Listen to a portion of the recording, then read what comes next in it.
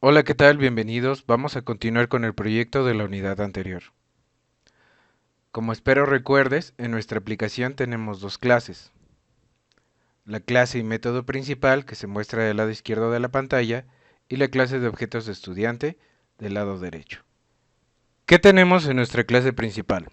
Pues bien, como puedes apreciar, tenemos en nuestro método main, en las primeras líneas, la descripción del programa, la instanciación del objeto estudiante 1, a partir obviamente de la definición de la clase estudiante, y algunas líneas que nos permiten asignarle los valores a los atributos de los objetos, como pueden ser el nombre y número de cuenta.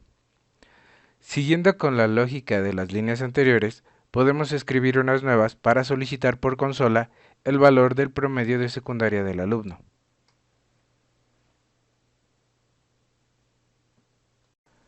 Lo que hacemos con la línea 18 es básicamente decirle al programa que ejecute el método setPromedioSec del objeto estudiante 1 y como parámetro tome el valor que recupere el objeto sc con su método nextInt. Ahora, como puedes apreciar en la parte inferior de la pantalla, lo que sucede si le damos un valor como 35 es que no va a marcar ningún problema, ya que si observas el método setPromedioSec en la clase de objetos estudiante, este método simplemente recibe un valor y lo asigna al atributo del objeto. Así de fácil. No hay ninguna validación, no hay ninguna verificación y obviamente no se da cuenta que ese valor promedio de secundaria pues no sería algo lógico. Es aquí donde entran en juego las estructuras de control condicionales, como el if. Vamos a escribir ahora una estructura de control condicional para que valide el dato que recibe el método setPromedioSec en el atributo promediosec. En la línea 22 del método setPromedioSec lo que escribimos es: si el promedio que me estás mandando es mayor a 0 y al mismo tiempo ese promedio es menor o igual a 10, entonces sí, toma ese valor y asígnaselo al atributo del objeto.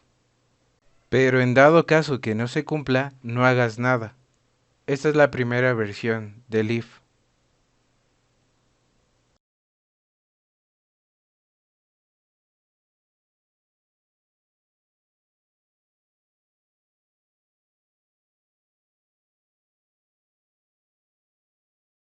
Pero también podremos usar la versión completa del if para que, en caso de que se cumpla esa condición lógica, asigne el valor. Pero y si no, se le asigne un valor por defecto. Recordando que para entrar, digamos, a la educación media superior se requiere un promedio de secundaria mayor o igual a 7, podríamos cambiar ese método setPromedioSec con la siguiente instrucción. Si el promedio que me estás enviando es mayor a 0 y al mismo tiempo es menor o igual a 10, ok, pasaste el filtro, asignamos ese valor. Pero ¿y si no? Eso es a lo que se refiere a la línea de la instrucción 24, que nos dice, si no, yo le voy a asignar el valor por defecto de 7.